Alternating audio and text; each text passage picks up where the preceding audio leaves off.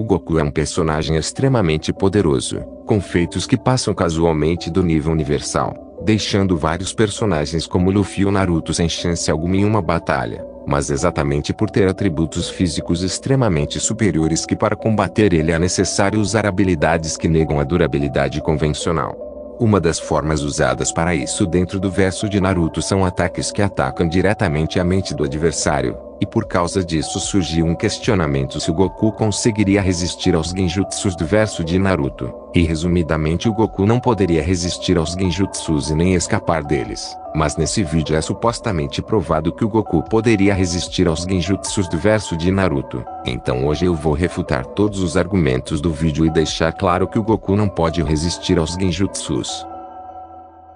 Será que o Itachi, com seu Mangekyo Sharingan, conseguiria colocar o Goku ou o Vegeta no Genjutsu? Esse vídeo foi gravado há 4 anos atrás e o que eu acho interessante nele é que ele foi o primeiro vídeo que eu gravei, assim, comentado. E eu achei muito nostálgico esse vídeo por causa disso. Estou aqui, 4 anos depois, para finalmente responder o questionamento que eu fiz nesse vídeo 4 anos atrás, que é: personagens de Naruto capazes de usar genjutsus são capazes de derrotar personagens de Dragon Ball? Quando estamos comparando esses dois universos, acreditam que todos saibam da grande disparidade de poder que está Dragon Ball diante de Naruto. Só para você ter uma noção, uma das primeiras sagas já foi nos apresentados personagens destruindo luas com extrema facilidade. E esse feito só foi aparecer em Naruto, bem, no final da série, basicamente. Uma coisa errada que eu já reparei nessa parte do vídeo é subestimar o nível de poder do verso de Naruto. O próprio Toneri é capaz de destruir o planeta apenas com uma bola de energia, e mesmo assim ele está limitando os feitos do Toneri para nível lua,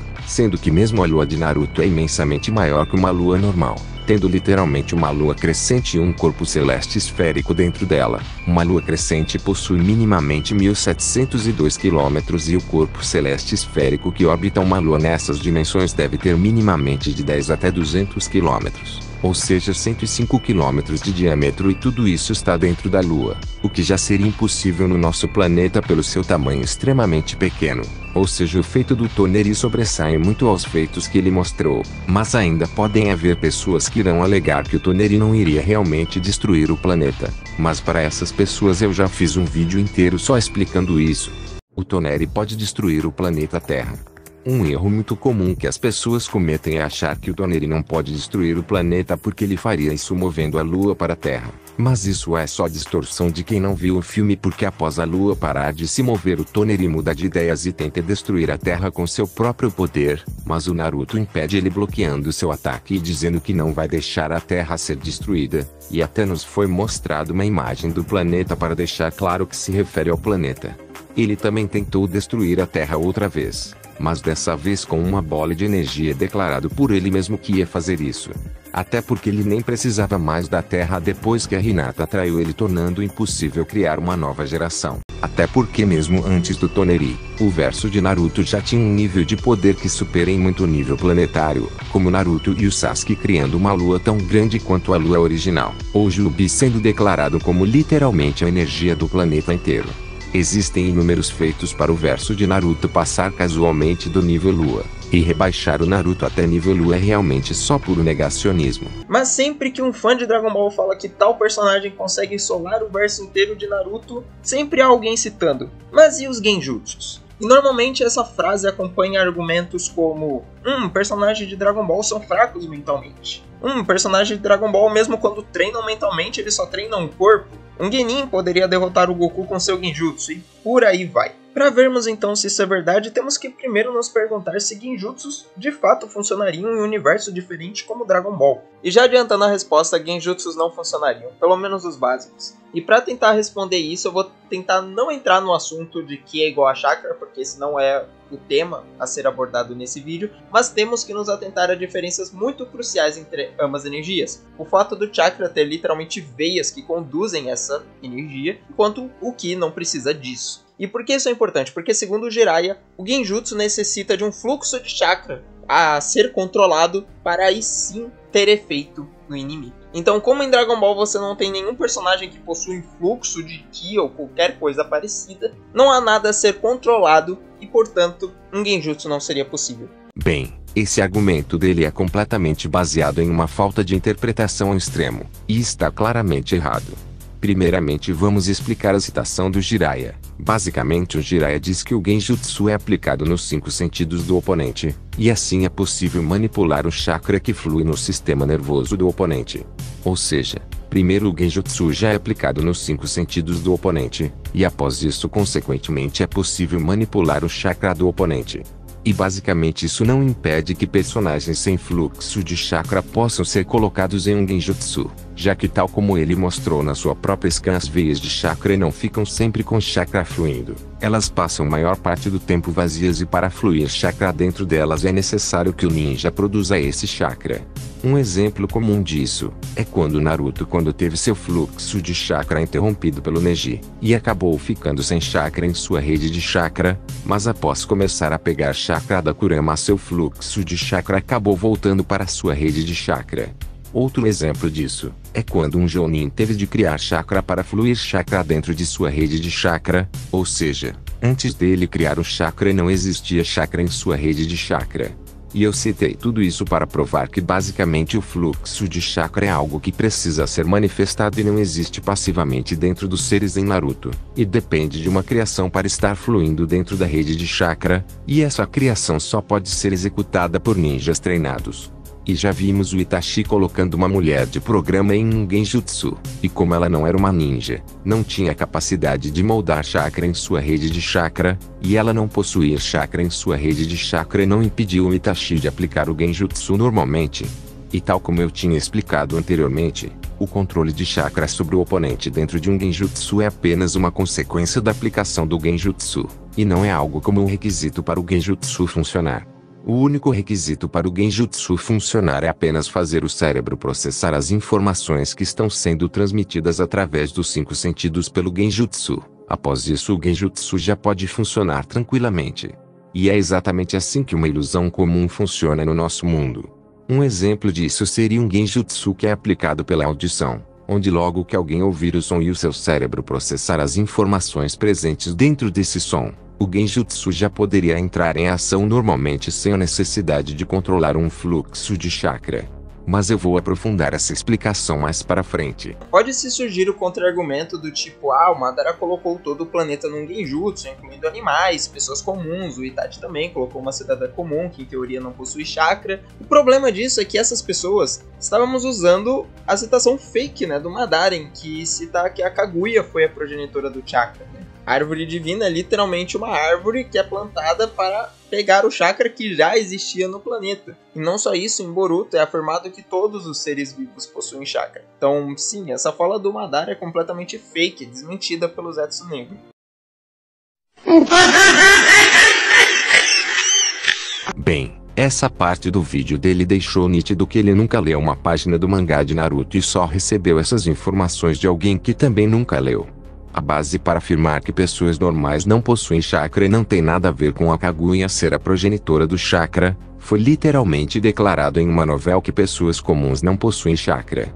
Além disso, o chakra é literalmente o que diferencia um ninja de uma pessoa normal. Isso chakra é um fator que diferencia um ninja de uma pessoa normal, significa que uma pessoa normal não possui chakra, sendo isso que diferencia ela de um ninja. Então esse argumento dele é só uma falácia do espantalho que ele utilizou para dar uma falsa ideia de que ele refutou alguma coisa. E até mesmo o espantalho que ele usou está errado. A citação do Madara sobre a Kaguya ser a progenitora do chakra é totalmente verídica. Foi literalmente declarado pela própria Kaguya que ela é a progenitora do chakra, e não tem literalmente motivo nenhum para o Zetsu enganar a Kaguya com isso, até porque ele nem existia quando ela chegou na Terra. Essa scan que ele utilizou para dizer que o Madara estava errado e aquilo era manipulação do Zetsu, nem ao menos fala sobre a Kaguya, ele só colocou em inglês para deixar mais fácil de persuadir quem está assistindo. Na verdade, nessa scan só foi declarado que o Zetsu alterou a descrição do Tsukuyomi para induzir o Madara a querer ativar o Tsukuyomi novamente. Até porque literalmente o próprio Zetsu também declarou que a Kaguya é a progenitora do chakra, e isso já refuta totalmente esse argumento da citação do Madara se basear em uma manipulação imposta pelo Zetsu, a menos que ele vai argumentar que o Zetsu foi manipulado por ele mesmo. Sobre essa scan onde supostamente é declarado que todos possuem chakra, Ele apenas pegou ela fora de contexto para tentar enganar quem está assistindo. Nessa scan, Kawaki afirma que ele não consegue manipular chakra, mas o Naruto diz que isso não é verdade e que todos possuem chakra, e por causa disso muita gente achou que todos realmente possuem chakra, mas essa ideia é refutada pelo próprio Naruto. Onde o Naruto diz que é verdade que os ninjas podem manipular o chakra para usar ninjutsus, mas que essa não é a questão. Onde depois ele explica que o chakra por natureza é o poder de conexão, e o chakra conecta o Naruto ao Kawaki e o Kawaki ao Boruto, que conecta para Himawari. Ou seja, nessa scan Naruto não está falando sobre possuir chakra como energia, mas sim como poder de conexão, o que basicamente é uma referência ao Hagoromo que espalhou seu chakra pela terra para conectar a energia espiritual dos seres humanos. Sobre a árvore divina, isso também não se refere ao chakra como energia em si, mas sim à estamina. O que a árvore divina faz é absorver o chakra presente em um planeta, e absorver o chakra significa absorver a energia física e espiritual, e não o próprio chakra. Ou seja, isso também não prova que todos os seres humanos possuem chakra. Mas só para finalizar, foi declarado pelo narrador da novela de Boruto que os seres humanos só receberam o poder do chakra após a chegada da Kaguya. Então a Kaguya colocar o planeta todo no Tsukuyomi antes do Hagoromo espalhar o seu chakra também é uma prova que o Genjutsu funciona em quem não possui chakra. Mas se você se atentou bem ao que eu falei, você notou a palavra básico, né? E eu quis fazer essa diferenciação de Genjutsus, porque na novel do Itachi é citado que os Genjutsus literalmente injetam chakra dentro dos seus oponentes. Então eu acho justo dar esse benefício da dúvida para personagens que sabemos que são grandes manipuladores de Genjutsus, justamente por eles talvez serem capazes de controlar o chakra sem necessitar necessariamente de um fluxo. E lembrando, isso não tem nada a ver com Dragon Ball, que isso é uma limitação do próprio verso de Naruto. Ou seja, se estivermos falando de, sei lá, qualquer outro verso que não possui veias que conectando as suas energias, como por exemplo Bleach, Black Clover, qualquer verso assim não cairia no Genjutsu, pelo menos básico, ok? Basicamente, todos os Genjutsus funcionam enviando chakra ou informação para o cérebro do oponente. Muita gente acha que essa capacidade se limita apenas ao Genjutsu do Shisui, mas até o Genjutsu base do Sharingan funciona enviando informações sensoriais para o cérebro do oponente, tal como foi declarado na novela do Itachi, ou seja, é realmente assim que os Genjutsus funcionam. Outros inventam coisas que nunca foram declaradas na obra, como dizer que pelo Genjutsu desestabilizar o fluxo de chakra, por isso o Genjutsu funciona controlando o fluxo de chakra, sendo que a desestabilização no chakra acontece porque para o chakra estar funcionando normalmente é necessário haver um equilíbrio entre a energia física e mental, mas o Genjutsu ataca a mente do usuário, o que desestabiliza a energia mental e consequentemente o fluxo de chakra também. Um exemplo direto disso é quando o Sasuke e o Itachi foram colocados em um Genjutsu. Ou seja, não prova absolutamente nada e nem sustenta a ideia de que os Genjutsus funcionam através do controle do fluxo de chakra.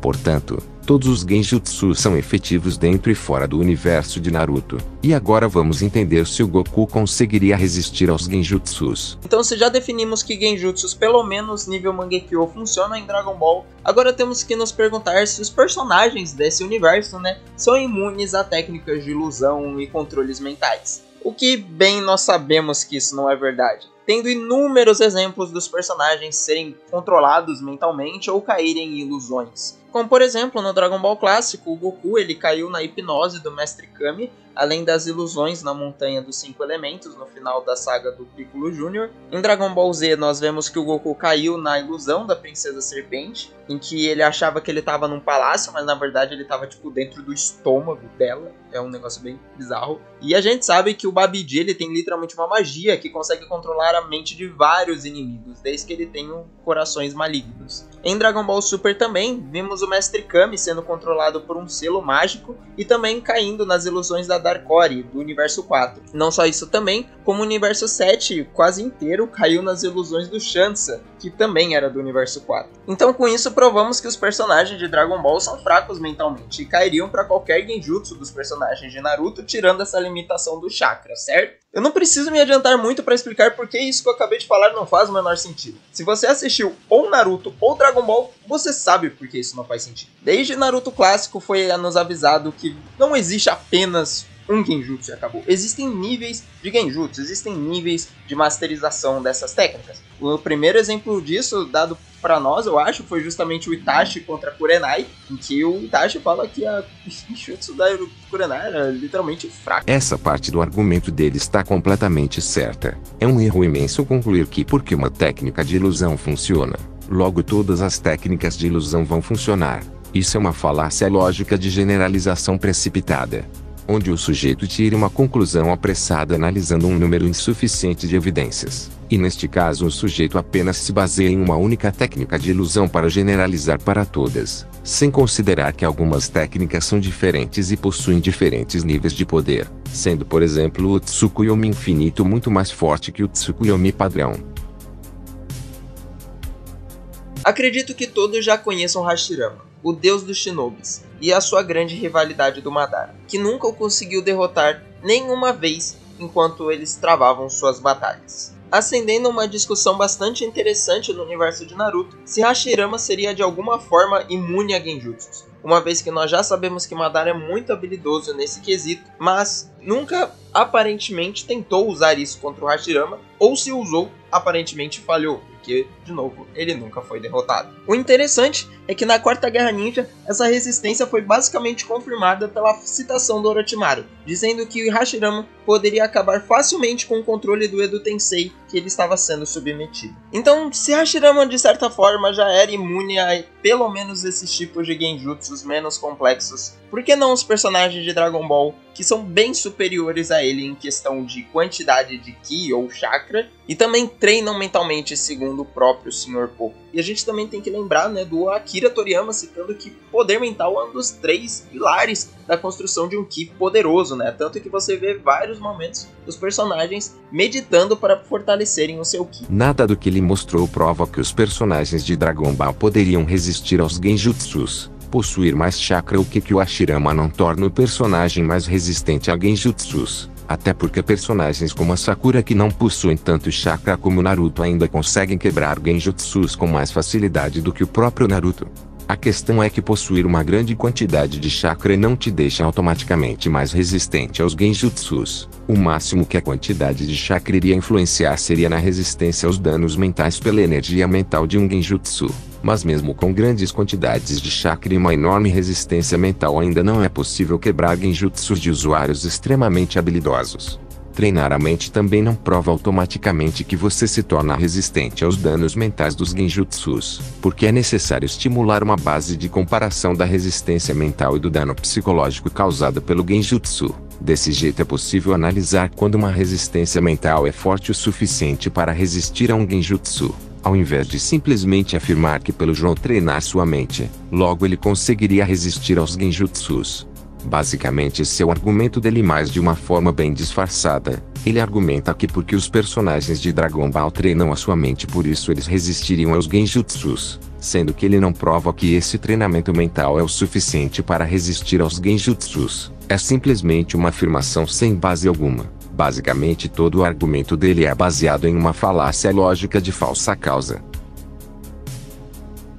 Mas eu sei que você não clicou nesse vídeo para saber sobre isso. Eu sei que você quer saber se os genjutsus mais complexos de Naruto, pelo menos os mais poderosos, os descritos sendo os mais eficientes, se eles derrotariam Goku em um possível combate. Quando juntamos as palavras Mangekyou, Sharingan e Genjutsu, acredito que o primeiro pensamento que vem nas pessoas é justamente o Tsukuyomi do Itachi. Essa é uma técnica bem poderosa, sendo citada pelo próprio Kakashi como algo imbatível por ter um efeito instantâneo. Isso é refutado depois na série, mas você pode dar um argumento a favor que seria por causa que, bem, o Sasuke era Uchiha e também tinha um Sharingan. E também outro genjutsu bastante poderoso, se não o mais poderoso de acordo com o Databook, é o Kotomatsukami do Shisui, um genjutsu forte o suficiente para que nem o usuário que foi pego por essa técnica sabe de fato que caiu em uma ilusão, estando à mercê de quem lançou o genjutsu. E por último temos o Tsukuyomi Infinito, um genjutsu feito no final da Quarta Guerra Ninja pelo Madara, que consiste em colocar todo o planeta em um sonho basicamente perfeito,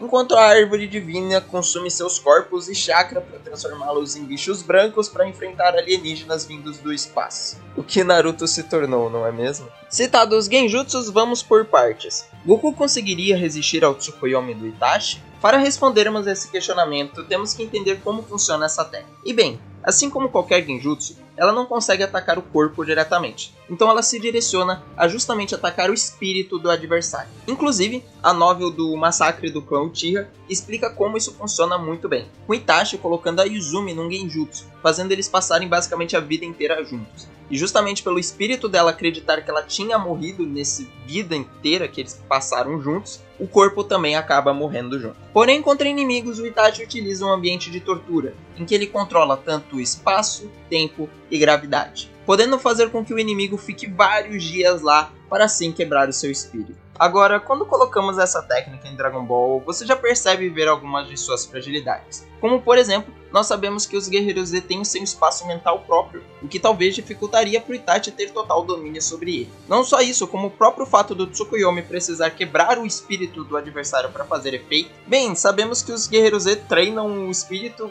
desde o treino do Kami-sama, basicamente. Inclusive, essa é uma das grandes fraquezas do Tsukuyomi, apresentada na novel da Akatsuki. Nessa novel, Itachi explica que ninjutsus médicos não são as únicas formas de você se recuperar de um Tsukuyomi. Ter um espírito forte, assim como o sentimento de determinação e amor, façam com que você consiga reconectar muito facilmente seu espírito. E como o Tsukuyomi se baseia justamente na quebra do espírito, seus efeitos são anulados. E nós temos um vislumbre desse grande espírito do Goku quando ele vai beber a água ultra sagrada, que é citada àqueles que apenas que têm um espírito extremamente poderoso poderão sobreviver ao tomá-la. E bem, como vocês sabem, o Goku sobrevive. Então com isso concluímos que o Tsukuyomi não faria efeito no Goku. Aqui ele cometeu o mesmo erro do argumento anterior, e ainda se confundiu sobre como funciona o Tsukuyomi. O Tsukuyomi não funciona apenas quebrando o espírito do alvo, mesmo não quebrando o espírito do alvo ele ainda pode causar danos que serão sentidos por vários dias. Ou seja, mesmo não quebrando o espírito do adversário, o Tsukuyomi ainda pode causar danos psicológicos.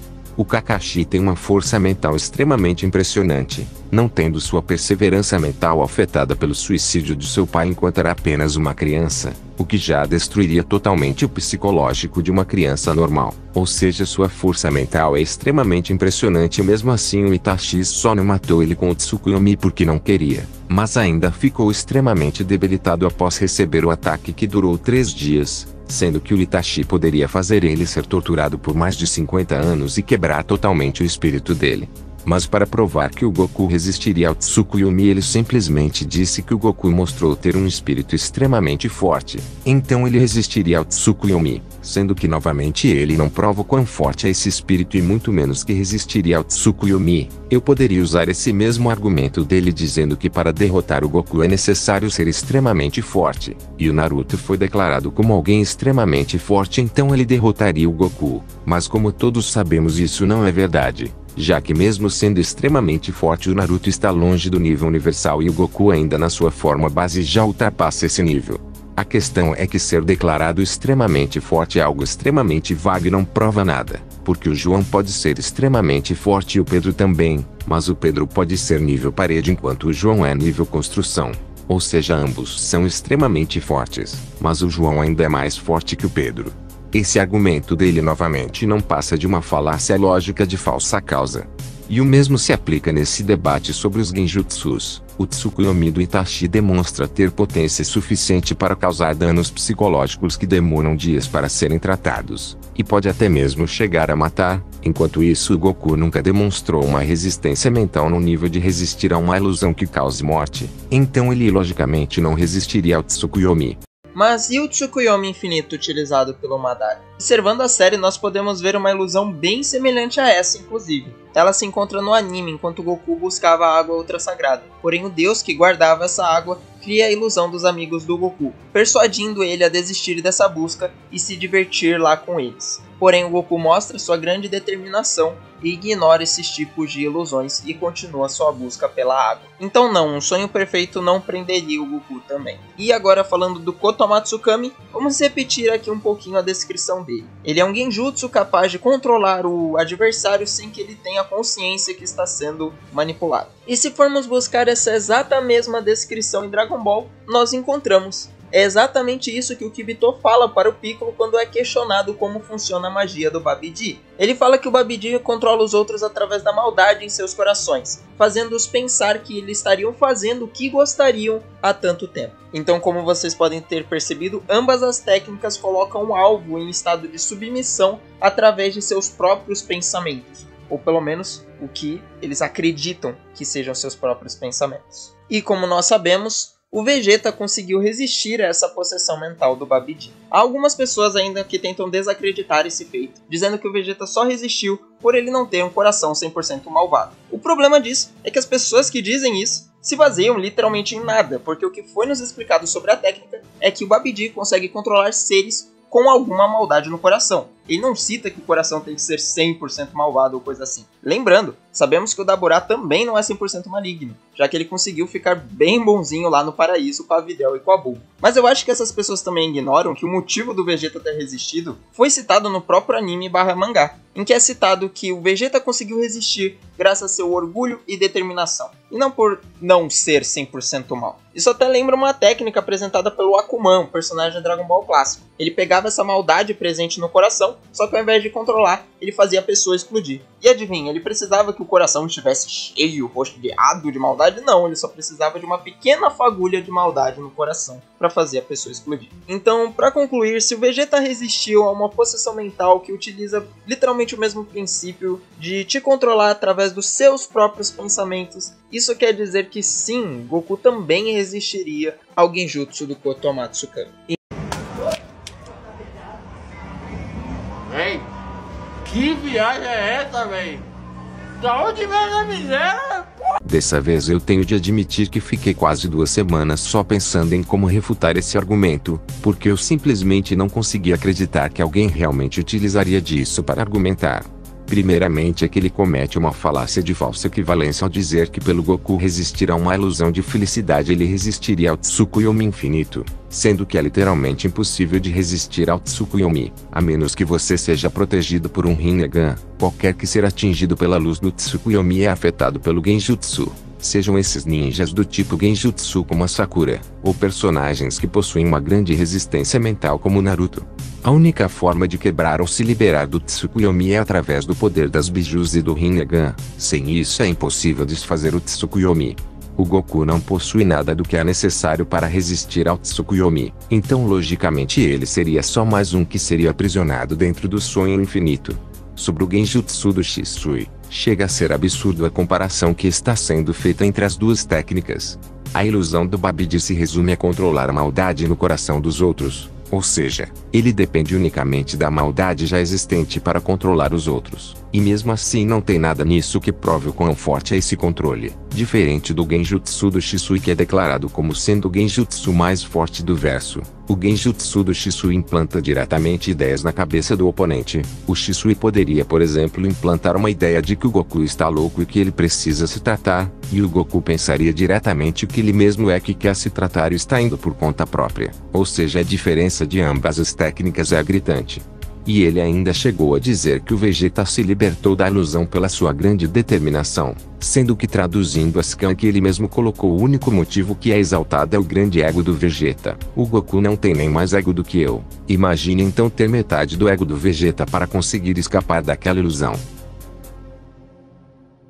Então, se agora a pergunta fosse qual versão do Goku, que conseguiria resistir a esses genjutsus, como vocês podem ter percebido, a maior quantidade de feitos que eu falei foi do Goku do 22º torneio de artes marciais, sabe? Que já é muito mais forte que o Mestre Kami do 21º torneio, que já conseguia destruir a Lua. De novo, é uma quantidade de Ki totalmente superior a quase todas de Naruto, pelo menos até o final da série. Então, muito obrigado por terem assistido o vídeo até aqui. Qualquer coisa, comentem aí. Eu vou tentar ler todos os comentários. E é isso. Até mais. Tchau, tchau. Mas tal como eu já refutei, essa versão do Goku seria destruída pelos grandes genjutsus do verso de Naruto, mas só deixando claro que eu não considerei o Goku do Super nessa análise, porque talvez o Goku do Super consiga chegar extremamente perto de resistir ou até mesmo resistir a algumas semanas dentro do Tsukuyomi, o que basicamente já é um feito absurdo. Bem, esses foram os meus contra-argumentos para provar que o Goku não poderia resistir aos genjutsus do verso de Naruto. E caso discorde de alguma coisa, se sinta à vontade para explicar a sua discordância nos comentários. Esse vídeo não teve o intuito de atacar ninguém e tudo mostrado aqui foi só para puro entretenimento.